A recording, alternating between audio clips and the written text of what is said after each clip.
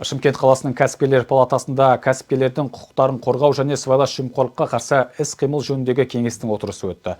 Кеңес төрағасы Мелис Сисчановтың төрағалығымен өткен жиынға кеңес мүшелері Шымкент қаласының прокуратурасы, сыбайлас жемқорлыққа қарсы іс-қимыл департаментінің, қала әкімдігінің басқармаларынан басшылар қатысты. Кеңес төрағасы Мелис Сисчанов қала әкімдігі тарапынан өңірге инвесторларды жұмылдыру бойынша барлық шаралар қабылданып жатқан. Жаңа индустриялық аймақтар құрылып, қаланың сәулеттік тартымдылығын жақсарту бойынша, оның ішінде туризмнің дамуы үшін де тиісті жұмыстар атқарылып жатқанын атап өтті.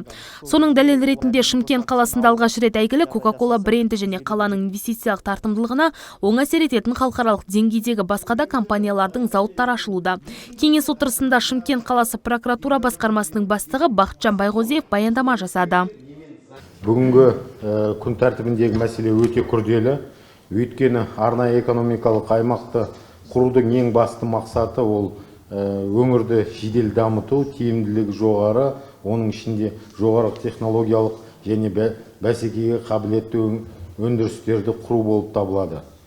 Прокуратура жүргізген тексеріс мемлекетпен инвестицияны дамытуға жасалған түрлі қолдауларға қарамастан аймақ тарапынан инвестициялық жобаларды тез арада іске қосуға жасанды әкімшілік кедергілер жасалатынын көрсетті. Атап айтқанда 2023 жылдың 29 желтоқсанындағы арнайы экономикалық аймақпен Дәптерлайн жауапкершілік шектеулі серіктестігі арасында аймақ қатысушы ретінде қызметті жүзеге асыру туралы шарт жасалған. Сондай-ақ жиында кәсіпкерлер палатасы директорының орынбасары Майя Исаева Шымкенттегі арнайы экономикалық аймақтардың экономикалық әлеуетті салдарын дамытуға мүмкіндік беретін ерекшеліктерге ие екендігіне тоқталып өтті.